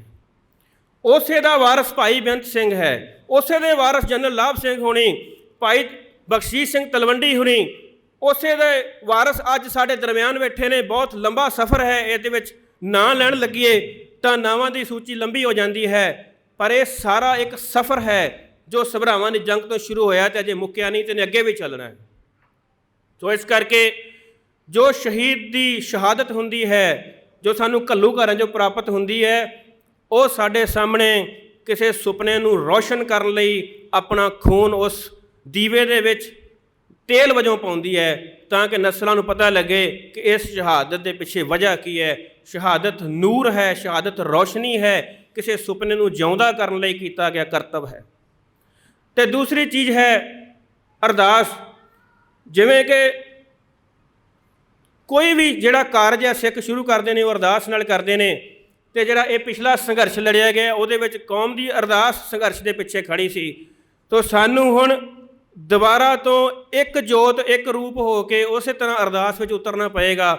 ਉਸ ਦੀ ਬਖਸ਼ਿਸ਼ ਦੇ ਨਾਲ, ਉਸ ਦੀ ਬਰਕਤ ਦੇ ਨਾਲ ਅਗਲੇ ਸੰਘਰਸ਼ਾਂ ਦੇ ਰਾਹ ਖੁੱਲ੍ਹਣੇ ਹਨ। ਅਤੇ ਤੀਸਰੀ ਚੀਜ਼ ਜੋ ਹੈ ਤੇਗ, ਜੋ ਤੇਗ ਹੈ ਉਸ ਨੇ ਦੇਗ ਦੀ ਫਤਿਹ ਨੂੰ ਨਾਲ ਰੱਖਣਾ ਹੈ, ਉਸ ਨੇ ਦਰੇਗ ਨੂੰ ਨਾਲ ਰੱਖਣਾ ਹੈ, ਉਸ ਨੇ ਰਹਿਮ ਨੂੰ ਨਾਲ ਰੱਖਣਾ ਹੈ। ਜੋ ਕਿਰਪਾਨ ਹੈ ਉਸ ਨੇ ਅਣਖ ਆਣ ਦੇ ਉੱਤੇ ਕਿਰਪਾ ਕਰਨੀ ਹੈ। ਜੋ ਮਜ਼ਲੂਮਾਂ ਦੀ ਅਣਖ ਔਰ ਆਣ ਨੂੰ ਨਸ਼ਟ ਕੀਤਾ ਜਾਂਦਾ ਹੈ, ਮੇਸਿਆ ਜਾਂਦਾ ਹੈ, ਉਹਦੇ ਰਾਹ ਬੰਦ ਕੀਤੇ ਜਾਂਦੇ ਹਨ, ਉਹਦੇ ਉੱਤੇ ਖਾਲਸੇ ਦੀ ਜਿਹੜੀ ਕਿਰਪਾਨ ਹੈ ਉਹ ਕਿਰਪਾ ਕਰਦੀ ਹੈ, ਮਜ਼ਲੂਮ ਦੀ ਰਾਖੀ ਕਰਦੀ ਹੈ, ਉਸ ਦੇ ਨਾਲ ਖਲੋਂਦੀ ਹੈ, ਉਸ ਨੂੰ ਨਿਆਂ ਦਿਵਾਉਂਦੀ ਹੈ। ਜਿਹੜਾ ਖਾਲਸੇ ਦਾ ਰਾਜ ਹੈ ਉਸ ਦਾ ਅਰਥ ਇਹ ਨਹੀਂ ਹੈ ਕਿ ਹਰੇਕ ਪਿੰਡ ਦੇ ਵਿੱਚ ਸਿੱਖਾਂ ਦਾ ਹੀ ਸਰਪੰਚ ਬਣੇਗਾ, ਹਰੇਕ ਮਿਊਨਿਸਪੈਲਿਟੀ ਦੇ ਵਿੱਚ ਸਿੱਖ ਹੀ ਜਿਹੜੇ ਨੇ ਉਹ ਮੇਅਰ ਬਣਨਗੇ। ਉਸ ਦਾ ਅਰਥ ਹੈ ਸਿੱਖ ਅਕੀਦੇ ਦੇ ਅਨੁਸਾਰ ਨਿਜ਼ਾਮ ਨੂੰ ਚਲਾਉਣਾ। ਤਾਂ ਜਦੋਂ ਤੁਸੀਂ ਸਿੱਖ ਅਕੀਦਿਆਂ ਦੇ ਅਨੁਸਾਰ ਨਿਜ਼ਾਮ ਨੂੰ ਚਲਾਉਣ ਦੀ ਗੱਲ ਕਰਦੇ ਹੋ ਤਾਂ ਉਹਦੇ ਵਿੱਚ ਫਿਰ ਜਿਹੜੀ ਸੈਂਟਰਲਾਈਜੇਸ਼ਨ ਹੈ, ਉਹਦੇ ਵਿੱਚ ਜਿਹੜੀ ਰਿਜ਼ਕ ਦੇ ਸੋਮਿਆਂ ਉੱਤੇ ਇਜਾਰੇਦਾਰੀ ਹੈ ਟੁੱਟਦੀ ਹੈ। ਅਤੇ ਜਿਨ੍ਹਾਂ ਨੇ ਉਹ ਇਜਾਰੇਦਾਰੀ ਸਾਬਤ ਰੱਖਣੀ ਹੁੰਦੀ ਹੈ, ਜਿਹੜੇ ਚਾਹੁੰਦੇ ਨੇ ਕਿ ਹਰੇਕ ਤਰ੍ਹਾਂ ਦਾ ਰਿਜ਼ਕ ਸਾਡੇ ਕੋਲ ਆ ਜਾਵੇ, ਕਿਉਂਕਿ ਹੁਣ ਦਸਤਕਾਰੀ ਦਾ ਉਹ ਮਾਡਲ ਟੁੱਟ ਚੁੱਕਾ ਹੈ। ਇੰਡਸਟਰੀਲਾਈਜੇਸ਼ਨ ਨੇ ਦਸਤਕਾਰਾਂ ਨੂੰ ਖਤਮ ਕਰ ਦਿੱਤਾ ਹੈ ਔਰ ਦਸਤਕਾਰਾਂ ਨੂੰ ਸਸਤੀ ਲੇਬਰ ਵਿੱਚ ਕਨਵਰਟ ਕਰ ਦਿੱਤਾ ਹੈ। ਤਾਂ ਇਸ ਕਰਕੇ ਹੁਣ ਜਿਹੜੀ ਚੀਜ਼ ਸਾਡੇ ਸਾਹਮਣੇ ਹੈ ਉਹਨੇ ਫਿਰ ਆਪਣੀ ਭਾਈਵਾਲੀ ਜਿਹੜਾ ਨਿਜ਼ਾਮ ਹੁੰਦਾ ਉਹਦੇ ਪਿੱਛੇ ਖੜੀਆਂ ਸੂਖਮ ਤਾਕਤਾਂ ਦੇ ਨਾਲ ਪਾਈ ਹੋਈ ਹੈ। ਸਾਹਮਣੇ ਵੇਖਣ ਨੂੰ ਕੋਈ ਕਿਸੇ ਨਿਸ਼ਾਨ 'ਤੇ ਕੋਈ ਕਿਸੇ ਰਾਜਸੀ ਪਾਰਟੀ ਵੱਲੋਂ ਰਾਜ ਕਰ ਰਿਹਾ ਹੈ, ਪਰ ਅਸਲ ਵਿੱਚ ਇਹ ਉਹਨਾਂ ਸ਼ਕਤੀਆਂ ਦੀ ਅਜਾਰੇਦਾਰੀ ਨੂੰ ਸਥਾਪਿਤ ਕਰਨ ਦੇ ਢੰਗ ਤਰੀਕੇ ਹਨ ਜਿਹੜੀਆਂ ਚਾਹੁੰਦੀਆਂ ਹਨ ਵੀ ਰਿਜ਼ਕ ਆਮ ਲੋਕਾਂ ਕੋਲ ਨਾ ਹੋਵੇ, ਸ਼ਕਤੀਆਂ ਦੀ ਵੰਡ ਆਮ ਲੋਕਾਂ ਤੱਕ ਨਾ ਪਹੁੰਚੇ, ਆਮ ਲੋਕਾਂ ਦੇ ਅਕੀਦਿਆਂ ਦੇ ਅਨੁਸਾਰ ਕਾਨੂੰਨ ਨਾ ਬਣਨ, ਆਮ ਲੋਕਾਂ ਦੇ ਕੋਲ ਕੋਈ ਤਾਕਤ ਨਾ ਹੋਵੇ। ਤਾਂ ਆਮ ਲੋਕਾਂ ਦੇ ਕੋਲ ਤਾਕਤ ਕਿਵੇਂ ਆਉਣੀ ਹੈ? ਜਿਵੇਂ ਸਾਡੇ ਵੱਡਿਆਂ ਨੇ ਲਿਆ ਕੇ ਦਿੱਤੀ ਸੀ। ਉਹਨਾਂ ਨੇ ਗੁਰਮਤੇ ਦੇ ਰਾਹੀਂ ਆਮ ਲੋਕਾਂ ਕੋਲ ਤਾਕਤ ਲਿਆਂਦੀ ਸੀ। ਗੁਰਮਤਾ ਕੀ ਹੈ? ਗੁਰੂ ਦੀ ਮੱਤ ਅਨੁਸਾਰ ਨਿਆਂ ਦੇ ਫੈਸਲੇ ਕਰਨੇ, ਗੁਰੂ ਦੀ ਮੱਤ ਦੇ ਅਨੁਸਾਰ ਜ਼ਮੀਨਾਂ ਦੀ ਵੰਡ ਦੇ ਫੈਸਲੇ ਕਰਨੇ, ਗੁਰੂ ਦੀ ਮੱਤ ਦੇ ਅਨੁਸਾਰ ਰਿਸ਼ਤਿਆਂ ਨੂੰ ਤੈਅ ਕਰਨਾ, ਗੁਰੂ ਦੀ ਮੱਤ ਦੇ ਅਨੁਸਾਰ ਲੋਕਾਂ ਦੇ ਹੱਕ ਹਕੂਕ ਤੈਅ ਕਰਨੇ। ਇਹ ਹੈ ਗੁਰਮਤਾ। ਇਸ ਗੁਰਮਤੇ ਵਿੱਚ ਜਿਹੜਾ ਪ੍ਰਬੰਧ ਨਿਕਲਿਆ ਸਭ ਤੋਂ ਪਹਿਲਾਂ ਉਹ ਰਾਖੀ ਪ੍ਰਬੰਧ ਸੀ। ਇਸ ਗੁਰਮਤੇ ਦੇ ਵਿੱਚੋਂ ਜਿਹੜੇ ਫੈਸਲੇ ਨਿਕਲਦੇ ਰਹੇ ਉਹ ਫੈਸਲੇ ਇੱਥੋਂ ਤੱਕ ਦੇ ਵੀ ਨਿੱਕੇ ਫੈਸਲੇ ਵੀ ਹੋ ਸਕਦੇ ਨੇ ਕਿ ਕਿਸੇ ਇੱਕ ਬ੍ਰਾਹਮਣ ਦੀ ਪਤਨੀ ਨੂੰ ਕੋਈ ਚੁੱਕ ਕੇ ਲੈ ਗਿਆ ਨਵਾਬ ਕਿਤੋਂ ਦਾ, ਉਹਦੇ 'ਤੇ ਹਮਲਾ ਕਰਕੇ ਉਹਨੂੰ ਛੁਡਾਇਆ ਜਾਵੇ ਅਤੇ ਇਹਦੇ ਲਈ ਗੁਰਮਤਾ ਕੀਤਾ ਜਾਵੇ। ਅਤੇ ਇਸ ਦੇ ਵਿੱਚੋਂ ਵੱਡੇ ਫੈਸਲੇ ਵੀ ਨਿਕਲ ਸਕਦੇ ਨੇ ਕਿ ਅਸੀਂ ਹੁਣ ਕਿਹੜੇ ਤਖਤ ਨਾਲ ਟਕਰਾਉਣਾ ਅਤੇ ਉਸ ਨੂੰ ਨੇਸਤੋ ਨਬੂਦ ਕਰਕੇ ਉੱਥੇ ਖਾਲਸਾ ਜੀ ਦਾ ਝੰਡਾ ਲਹਿਰਾਉਣਾ। ਅਤੇ ਇਹ ਹੁੰਦਾ ਰਿਹਾ ਹੈ। ਅਤੇ ਇਸ ਤਰ੍ਹਾਂ ਹਰ ਤਰ੍ਹਾਂ ਦੇ ਫੈਸਲਿਆਂ ਦੇ ਲਈ ਖਾਲਸਾ ਜੀ ਇਕੱਤਰ ਹੁੰਦਾ ਰਿਹਾ। ਅਤੇ ਉਹ ਗੁਰਮਤਾ ਜਿਹੜਾ ਆ ਉਹ ਆਮ ਸੰਗਤ ਦੇ ਵਿੱਚੋਂ ਪੰਜ ਪਿਆਰੇ ਸਾਜ ਕੇ ਉਹਨਾਂ ਦੀ ਅਗਵਾਈ ਦੇ ਵਿੱਚ ਗੁਰਮਤਾ ਹੁੰਦਾ ਸੀਗਾ। ਉਹਦੇ ਨਾਲ ਕੀ ਹੁੰਦਾ ਆ ਕਿ ਆਮ ਲੋਕਾਂ ਦੇ ਅਕੀਦੇ ਕਾਨੂੰਨ ਦਾ ਰੂਪ ਲੈਂਦੇ ਨੇ। ਹੁਣ ਜਿਹੜੇ ਸਾਡੇ ਕਾਨੂੰਨ ਹਨ ਉਹ ਕਾਨੂੰਨ ਕਿਸੇ ਇਜਾਰੇਦਾਰਾਨਾ ਤਰੀਕੇ ਦੇ ਨਾਲ ਉੱਪਰੋਂ ਸਾਡੇ 'ਤੇ ਥੋਪ ਦਿੱਤੇ ਜਾਂਦੇ ਹਨ। ਜਿਵੇਂ ਪਿੱਛੇ ਕਿਸਾਨੀ ਸੰਘਰਸ਼ ਵੇਲੇ ਹੋਇਆ, ਉਹ ਕਾਨੂੰਨ ਕਾਹਦੇ ਲਈ ਬਣੇ ਨੇ? ਤਾਂ ਕਿ ਰਿਜ਼ਕ ਦੇ ਸੋਮਿਆਂ ਉੱਤੇ ਕੁਝ ਲੋਕਾਂ ਦਾ ਕਬਜ਼ਾ ਕਰਾਇਆ ਜਾ ਸਕੇ। ਇਸ ਗੱਲ ਤੋਂ ਇਹਦੀ ਸ਼ਨਾਖਤ ਕਰਨ ਦੇ ਵਿੱਚ ਜਿਹੜੇ ਲੈਫਟਿਸਟ ਆ ਉਹਨਾਂ ਦਾ ਥੋੜ੍ਹਾ ਜਿਹਾ ਆਮ ਬਾਕੀ ਧੜਿਆਂ ਦੇ ਨਾਲੋਂ ਫਰਕ ਹੈ ਕਿ ਉਹ ਇਹਨੂੰ ਥੋੜ੍ਹਾ ਪਹਿਲਾਂ ਪਛਾਣ ਜਾਂਦੇ ਨੇ। ਬੇਸ਼ੱਕ ਉਹਨਾਂ ਦੇ ਸੰਘਰਸ਼ ਦੇ ਰਸਤੇ ਵੱਖਰੇ ਨੇ, ਪਰ ਖਾਲਸਾ ਜੀ ਨੇ ਵੀ ਇਹਨੂੰ ਬਹੁਤ ਨੇੜਿਓਂ ਪਛਾਣਿਆ ਅਤੇ ਇਹਦੇ ਉੱਤੇ ਪਹਿਰਾ ਦਿੱਤਾ ਔਰ ਉਹ ਕਾਨੂੰਨ ਵਾਪਸ ਹੋਏ। ਪਰ ਉਹ ਕਾਨੂੰਨ ਵਾਪਸ ਹੋ ਗਏ ਨੇ, ਉਹਨਾਂ ਕਾਨੂੰਨਾਂ ਨੂੰ ਬਣਾਉਣ ਵਾਲੇ ਲੋਕ ਅਜੇ ਵਾਪਸ ਨਹੀਂ ਹੋਏ। ਉਹਨਾਂ ਕਾਨੂੰਨਾਂ ਨੂੰ ਬਣਾਉਣ ਦਾ ਸੁਪਨਾ ਲੈਣ ਵਾਲੇ ਲੋਕ ਅੱਜ ਵੀ ਕਿਸੇ ਹੋਰ ਤਰੀਕੇ ਦੇ ਨਾਲ ਰਿਜ਼ਕ ਦੇ ਸੋਮਿਆਂ ਉੱਪਰ ਕਬਜ਼ਾ ਕਰਨ ਦੀਆਂ ਤਿਆਰੀਆਂ ਕਰ ਰਹੇ ਨੇ। ਸੋ ਇਸ ਲਈ ਜਿਹੜਾ ਖਾਲਸਾ ਰਾਜ ਹੈ ਉਹ ਆਮ ਲੋਕਾਂ ਨੂੰ ਸ਼ਕਤੀ ਦਿੰਦਾ ਹੈ, ਅਤੇ ਜਿਹੜੀ ਚੀਜ਼ ਆਮ ਲੋਕਾਂ ਨੂੰ ਸ਼ਕਤੀ ਦਿੰਦੀ ਹੈ ਉਹਦੇ ਵਿੱਚ ਜਿਹੜੀ ਮਹੱਲਾਂ ਦੀ ਔਰ ਏਕਾਧਿਕਾਰਤ ਜਿਹੜੇ ਰਾਹ ਨੇ ਉਹਨਾਂ ਦੀ ਇਜਾਰੇਦਾਰੀ ਟੁੱਟਦੀ ਹੈ। ਉਹਦੇ ਨਾਲ ਫਿਰ ਖਾਲਸੇ ਦਾ ਟਕਰਾਅ ਹੁੰਦਾ ਹੈ ਅਤੇ ਇਸ ਟਕਰਾਅ ਦੇ ਰਾਹ ਸਦੀਵੀ ਤੌਰ 'ਤੇ ਖੁੱਲ੍ਹੇ ਰਹਿਣਗੇ, ਇਹ ਕਦੀ ਬੰਦ ਨਹੀਂ ਹੋਣਗੇ। ਤੋ ਇਹ ਜਿਹੜੀ ਖਾਲਸੇ ਦੀ ਤੇਗ ਹੈ ਇਸ ਨੇ ਦੇਗ ਨੂੰ ਨਾਲ ਰੱਖਣਾ ਹੈ। ਦੇਗ ਰਿਜ਼ਕ ਦੇ ਸਾਰੇ ਸਾਧਨ ਹਨ। ਪਹਿਲਾਂ ਜੋ ਰਿਜ਼ਕ ਸੀਗਾ ਉਹ ਹਲ ਵਾਹ ਕੇ ਧਰਤੀ ਦੀ ਹਿੱਕ 'ਚੋਂ ਪੈਦਾ ਕੀਤਾ ਜਾਂਦਾ ਸੀ। ਹੁਣ ਰਿਜ਼ਕ ਦੇ ਰਾਹ ਬਦਲ ਗਏ। ਰਿਜ਼ਕ ਨੂੰ ਪੈਦਾ ਕਰਨ ਦੇ ਲਈ ਗਿਆਨ ਔਰ ਵਿਗਿਆਨ ਆ ਗਿਆ, ਤਾਂ ਫਿਰ ਸਾਡੀ ਦੇਗ ਦੇ ਵਿੱਚ ਗਿਆਨ ਔਰ ਵਿਗਿਆਨ ਸ਼ਾਮਲ ਹੋਣਾ ਚਾਹੀਦਾ ਹੈ। ਇਸ ਕਰਕੇ ਸਾਨੂੰ ਇਸ ਪਾਸੇ ਵੱਲ ਨੂੰ ਆਪਣੇ ਰਾਹ ਖੋਲ੍ਹਣੇ ਚਾਹੀਦੇ ਨੇ। ਗਿਆਨ ਵਿਗਿਆਨ ਤੋਂ ਭਾਵ ਹੈ ਉਹ ਸਾਰੇ ਵਿਸ਼ੇ ਜਿਹੜੇ ਮੌਜੂਦਾ ਸਮੇਂ ਵਿੱਚ ਰਿਜ਼ਕ ਪੈਦਾ ਕਰ ਸਕਦੇ ਨੇ, ਭਾਵੇਂ ਉਹ ਦਸਤਕਾਰੀ ਹੈ, ਚਾਹੇ ਉਹ ਇੰਜੀਨੀਅਰਿੰਗ ਹੈ, ਚਾਹੇ ਉਹ ਇੰਡਸਟਰੀਲਾਈਜੇਸ਼ਨ ਹੈ, ਚਾਹੇ ਉਹ ਕੈਮਿਸਟਰੀ ਦੀ ਪੜ੍ਹਾਈ 'ਚੋਂ ਰਾਹ ਨਿਕਲਦਾ ਹੈ, ਚਾਹੇ ਉਹ ਬੋਟਨੀ ਦੀ ਪੜ੍ਹਾਈ 'ਚੋਂ ਨਿਕਲਦਾ ਹੈ, ਚਾਹੇ ਉਹ ਕਿਸੇ ਕਿਸਮ ਦੀ ਜਿਹੜੀ ਪਸ਼ੂਆਂ ਦੀ ਪੜ੍ਹਾਈ 'ਚੋਂ ਨਿਕਲਦਾ ਹੈ, ਚਾਹੇ ਉਹ ਕਿਸੇ ਕਿਸਮ ਦੀ ਹੋਰ ਕਿਸੇ ਕਿਸਮ ਦੀ ਕਹਿ ਲਓ ਕਿ ਐਨਰਜੀ ਦੇ ਜਿਹੜੇ ਹੁੰਦੀਆਂ ਪੜ੍ਹਾਈ ਹੁੰਦੀ ਹੈ, ਐਟੋਮਿਕ ਐਨਰਜੀ ਬਾਰੇ ਪੜ੍ਹਾਈ ਹੁੰਦੀ ਹੈ, ਜਾਂ ਜਿਹੜੇ ਬਦਲਵੇਂ ਪ੍ਰਬੰਧ ਹੈ ਊਰਜਾ ਦੇ ਉਹਦੇ ਉੱਤੇ ਪੜ੍ਹਾਈ ਹੁੰਦੀ ਹੈ। ਸਾਨੂੰ ਉਹਨਾਂ ਸਾਰਿਆਂ ਰਾਹਾਂ ਦੇ ਉੱਤੇ ਤੁਰਨਾ ਪਏਗਾ ਅਤੇ ਫਿਰ ਸਾਡੀ ਜਿਹੜੀ ਹੁਣ ਦੇ ਸਮੇਂ ਵਿੱਚ ਦੇਗ ਹੈ ਉਹ ਫਤਿਹ ਹੋਏਗੀ। ਤਾਂ ਜਦੋਂ ਗਿਆਨ ਵਿਗਿਆਨ ਦੀ ਗੱਲ ਹੋਏਗੀ ਤਾਂ ਉਹਦੇ ਵਿੱਚ ਸਾਡਾ ਸਾਹਿਤ ਵੀ ਆਏਗਾ, ਇਤਿਹਾਸ ਵੀ ਆਏਗਾ, ਉਹਦੇ ਵਿੱਚ ਵਿਆਖਿਆ ਦੇ ਸਾਰੇ ਰਾਹ ਆਉਣਗੇ। ਤਾਂ ਇਸ ਕਰਕੇ ਦੇਗ ਤੇਗ ਫਤਿਹ ਦਾ ਜਿਹੜਾ ਸਾਰਾ ਪਸਾਰ ਹੈ, ਜਿਹੜਾ ਜਿਵੇਂ ਆਪਾਂ ਤੇਗ ਦਾ ਪਸਾਰ ਦੇਖਦੇ ਹਾਂ ਕਿ ਤੇਗ ਜਿਹੜੀ ਉਹ ਵੱਖ-ਵੱਖ ਸ਼ਸਤਰਾਂ ਦਾ ਰੂਪ ਲੈ ਲੈਂਦੀ ਹੈ। ਤੇਗ ਜਿਹੜੀ ਉਹ ਸੰਘਰਸ਼ ਦੇ ਵੱਖ-ਵੱਖ ਰਾਹਾਂ ਦੇ ਵਿੱਚ ਫੈਲ ਜਾਂਦੀ ਹੈ। ਸੰਘਰਸ਼ ਦੇ ਕਈ ਰੂਪ ਖਾਲਸੇ ਨੇ ਹੰਢਾਏ ਹਨ ਅਤੇ ਇਹ ਫਿਰ ਜਿਹੜੀ ਦੇਗ ਔਰ ਤੇਗ ਹੈ ਇਸ ਨੂੰ ਫਤਿਹ ਕਰਨ ਦੇ ਲਈ ਸਾਡੇ ਸ਼ਹੀਦ ਸਾਡੇ ਤੋਂ ਉਹ ਸਵਾਲ ਕਰਦੇ ਨੇ ਕਿ ਅਸੀਂ ਇਸ ਦੇਗ ਤੇਗ ਫਤਿਹ ਦੇ ਲਈ ਸ਼ਹੀਦ ਹੋਏ ਹਾਂ। ਇਹ ਸੁਪਨਾ ਅਜੇ ਅਧੂਰਾ ਹੈ। ਖਾਲਸਾ ਜੀ ਨੂੰ ਉੱਠਣਾ ਪਏਗਾ, ਖਾਲਸਾ ਜੀ ਨੂੰ ਇਸ ਰਾਹ ਉੱਤੇ ਤੁਰਨਾ ਪਏਗਾ ਔਰ ਉਹ ਸੁਪਨੇ ਨੂੰ ਪੂਰਾ ਕਰਨ ਦੇ ਲਈ ਇਸ ਸੁਪਨੇ ਨੂੰ ਵੱਖ-ਵੱਖ ਨਾਂ ਦਿੱਤੇ ਜਾ ਸਕਦੇ ਹਨ। ਜਿਹੜਾ ਨਾਂ ਸਿੱਖਾਂ ਨੂੰ ਇਸ ਵੇਲੇ ਸਭ ਤੋਂ ਸੋਹਣਾ ਲੱਗਦਾ ਹੈ ਉਹ ਨਾਂ ਖਾਲਿਸਤਾਨ ਦਾ ਹੈ। ਤਾਂ ਇਸ ਕਰਕੇ ਇਹ ਜਿਹੜੇ ਸ਼ਹੀਦ ਹਨ ਉਹ ਇਸ ਅਕੀਦੇ ਲਈ ਸ਼ਹੀਦ ਹੋਏ ਹਨ ਅਤੇ ਉਹ ਸਾਡੇ ਤੋਂ ਮੰਗ ਕਰਦੇ ਹਨ ਕਿ ਖਾਲਸਾ ਇਸ ਰਾਹ ਨੂੰ, ਇਸ ਸੁਪਨੇ ਨੂੰ ਪੂਰਾ ਕਰਨ ਦੇ ਲਈ ਇਸ ਰਾਹ ਦੇ ਉੱਪਰ ਪਾਂਧੀ ਬਣੇ, ਇਸ ਰਾਹ ਦੇ ਉੱਪਰ ਤੁਰੇ। ਇਹਦੇ ਜਿੰਨੇ ਵੀ ਮਾਰਗ ਹੋ ਸਕਦੇ ਹਨ ਉਹ ਗਿਆਨ ਵਿੱਚ ਹੋਣ, ਉਹ ਵਿਗਿਆਨ ਵਿੱਚ ਹੋਣ, ਉਹ ਸੰਘਰਸ਼ ਵਿੱਚ ਹੋਣ, ਉਹਨਾਂ ਸਾਰੇ ਰਾਹਾਂ 'ਤੇ ਖਾਲਸੇ ਨੂੰ ਤੁਰਨਾ ਪਵੇਗਾ। ਸੋ ਇਹ ਹੈ ਸ਼ਹੀਦ ਗੁਰੂ ਦੇ ਗੋਦ ਵਿੱਚ ਬੈਠ ਕੇ ਆਪਣੇ ਸ਼ਹੀਦਾਂ ਨੂੰ ਯਾਦ ਕਰਨ ਦਾ ਮਤਲਬ, ਜੇਕਰ ਅਸੀਂ ਉਹਦੇ ਨਾਲ ਜੁੜ ਸਕੀਏ, ਕੁਝ ਚੀਜ਼ਾਂ ਉਹਨਾਂ ਦੀਆਂ ਯਾਦ ਕਰ ਸਕੀਏ, ਕੁਝ ਚੀਜ਼ਾਂ ਉਹਨਾਂ ਦੀਆਂ ਪ੍ਰਗਟ ਕਰ ਸਕੀਏ ਇਸ ਸਮੇਂ ਦੇ ਵਿੱਚ ਜੋ ਸਾਡੇ ਵਡੇਰਿਆਂ ਨੇ ਕੀਤਾ। ਪਰ ਨਾਲ ਨਾਲ ਸਾਨੂੰ ਆਪਣਾ ਇਤਿਹਾਸ ਯਾਦ ਰੱਖਣਾ ਪਏਗਾ ਕਿ ਸਭਰਾਵਾਂ ਦੇ ਵਿੱਚ ਸਾਡੀ ਤੇਗ ਤਾਂ ਰੁਲੀ ਸੀ, ਅਸੀਂ ਗੁਰੂ ਦੀਆਂ ਚੀਜ਼ਾਂ ਵੱਲੋਂ, ਖਾਲਸਾ ਪੰਥ ਦੀਆਂ ਚੀਜ਼ਾਂ ਵੱਲੋਂ ਕੰਡ ਕੀਤੀ ਸੀਗੀ। ਇਸ ਕਰਕੇ ਜਦੋਂ ਰਹਿਣ ਸ਼ਹੀਦ ਇਕੱਲੜੇ ਸੁੰਨੇ ਲੱਖ ਵਰੇ, ਗੁਰੂ ਦੇ ਪੈਂਡੇ ਕੌਮ ਨਾਲ ਜਦ ਤੱਕ ਸਫ਼ਰ ਕਰੇ। ਉਹ ਇਸ ਕਰਕੇ ਸਾਡੇ ਸ਼ਹੀਦਾਂ ਨੇ ਵੀ ਇਕੱਲੇ ਰਹਿ ਜਾਣਾ ਹੈ ਜੇਕਰ ਅਸੀਂ ਗੁਰੂ ਦੇ ਮਾਰਗ 'ਤੇ ਚੱਲ ਕੇ ਉਹਨਾਂ ਦੇ ਪੈਂਡੇ ਦੇ ਪਿੱਛੇ ਨਾ ਗਏ। ਸ਼ਹੀਦਾਂ ਦੇ ਰਾਹ 'ਤੇ ਤੁਰਨ ਦੇ ਲਈ ਗੁਰੂ ਵਾਲੇ ਪੈਂਡੇ 'ਤੇ ਤੁਰਨਾ ਪਏਗਾ। ਗੁਰੂ ਵਾਲੇ ਪੈਂਡੇ 'ਤੇ ਤੁਰਨ ਤੋਂ ਭਾਵ ਹੈ ਕਿ ਖਾਲਸੇ ਨੂੰ ਆਪਣੀ ਗੁਰੂ ਹਸਤੀ ਨੂੰ ਮੰਨ ਕੇ ਚੱਲਣਾ ਪਏਗਾ। ਜਿਹੜੇ ਵੀ ਆਮ ਸੰਗਤ ਦੇ ਵਿੱਚੋਂ ਖਾਲਸਾ ਸੱਜ ਜਾਂਦੇ ਹਨ, ਗੁਰਸੰਗਤ ਕੀਨੀ ਖਾਲਸਾ, ਗੁਰਸੰਗਤ ਦੇ ਵਿੱਚੋਂ ਉਭਰੇ ਹੋਏ ਖਾਲਸੇ, ਉਹਨਾਂ ਖਾਲਸਿਆਂ ਦੇ ਵਿੱਚੋਂ ਉਭਰਦੇ ਨੇ ਫਿਰ ਅੱਗੇ ਚੱਲ ਕੇ ਪੰਥ ਦੇ ਪੰਜ ਪਿਆਰੇ। ਉਸ ਰੂਪ ਤੱਕ ਪਹੁੰਚਣ ਦੇ ਲਈ ਜੋ ਪੰਜ ਪਿਆਰੇ ਆ ਗਏ ਫਿਰ ਗੁਰੂ ਦਾ ਰੂਪ ਹੋ ਗਏ। ਖਾਲਸੇ ਨੇ ਉਹਨਾਂ ਪੰਜਾਂ ਨੂੰ ਆਪਣਾ ਸਤਿਗੁਰ ਪੂਰਾ ਮੰਨਿਆ। ਤਾਂ ਇਸ ਕਰਕੇ ਗੁਰੂ ਦੇ ਪੈਂਡੇ ਤੁਰਨ ਦਾ ਅਰਥ ਹੈ ਆਪਣੇ ਅੰਦਰੋਂ, ਆਪਣੇ ਸਮੂਹਿਕ ਆਪੇ ਦੇ ਵਿੱਚੋਂ। ਸਮੂਹਿਕ ਆਪੇ ਤਾਂ ਕਹਿਣ ਦੀ ਲੋੜ ਇਸ ਕਰਕੇ ਹੈ ਕਿ ਇੰਡੀਵਿਜੂਅਲੀ ਅਸੀਂ ਕਈ ਵਾਰ ਬਹੁਤ ਵੱਡੀਆਂ ਹਸਤੀਆਂ ਦੇ ਦਰਸ਼ਨ ਕਰਦੇ ਹਾਂ, ਪਰ ਉਹ ਨਿੱਜ ਰੂਪ ਵਿੱਚ ਵੱਡੇ ਹਨ, ਪੰਥ ਰੂਪ ਵਿੱਚ ਉਹਨਾਂ ਕੋਲ ਚੱਲਿਆ ਨਹੀਂ ਜਾਂਦਾ। ਪੰਥ ਰੂਪ ਵਿੱਚ ਚੱਲਣ ਦੇ ਲਈ ਕਈ ਤਰ੍ਹਾਂ ਦੀਆਂ ਕੁਰਬਾਨੀਆਂ ਕਰਨੀਆਂ ਪੈਂਦੀਆਂ ਨੇ। ਕਈ ਥਾਵਾਂ ਦੇ ਉੱਤੇ ਆਪਣੇ ਵਜੂਦ ਨੂੰ ਖੋਰਨਾ ਪੈਂਦਾ ਹੈ। ਜੋ ਨਹੀਂ ਖੋਰਿਆ ਜਾਂਦਾ ਤਾਂ ਫਿਰ ਸਾਡੇ ਜਿਹੜੇ ਨਿੱਜ ਹਨ, ਵਿਅਕਤੀਗਤ ਤੌਰ 'ਤੇ ਵਿਅਕਤੀ ਹਨ, ਉਹ ਵੱਡੇ ਵੱਡੇ ਦਿਸਦੇ ਹਨ, ਪਰ ਸਮੂਹਿਕ ਤੌਰ 'ਤੇ ਖਾਲਸਾ ਉਸ ਸ਼ਾਨ ਨੂੰ ਪ੍ਰਗਟ ਨਹੀਂ ਕਰ ਪਾਉਂਦਾ। ਇਸ ਕਰਕੇ ਜਦੋਂ ਅਸੀਂ ਸੰਗਤੀ ਰੂਪ ਵਿੱਚ, ਸਮੂਹਿਕ ਰੂਪ ਵਿੱਚ ਆਪਣੇ ਗੁਰੂ ਖਾਲਸਾ ਰੂਪ ਨੂੰ ਪ੍ਰਗਟ ਕਰਨ ਲਈ ਤੁਰਾਂਗੇ ਤਾਂ ਫਿਰ ਸਾਡੇ ਸ਼ਹੀਦ ਇਕੱਲੇ ਨਹੀਂ ਰਹਿਣਗੇ। ਫਿਰ ਉਹਨਾਂ ਵੱਲੋਂ ਕੀਤਾ ਗਿਆ ਸਵਾਲ ਜਾਂ ਜਵਾਬ ਦਿੱਤਾ ਜਾਏਗਾ, ਉਹਨਾਂ ਵੱਲੋਂ ਦਿਖਾਏ ਗਏ ਔਰ ਰੋਸ਼ਨ ਕੀਤੇ ਗਏ ਸੁਪਨੇ ਨੂੰ ਪੂਰਾ ਕੀਤਾ ਜਾ ਸਕੇਗਾ। ਸੋ ਇੰਨੀਆਂ ਬੇਨਤੀਆਂ ਪ੍ਰਵਾਨ, ਹੋਈਆਂ ਭੁੱਲਾਂ ਦੀ ਖਿਮਾ। ਵਾਹਿਗੁਰੂ ਜੀ ਕਾ ਖਾਲਸਾ, ਵਾਹਿਗੁਰੂ ਜੀ ਕੀ ਫਤਿਹ।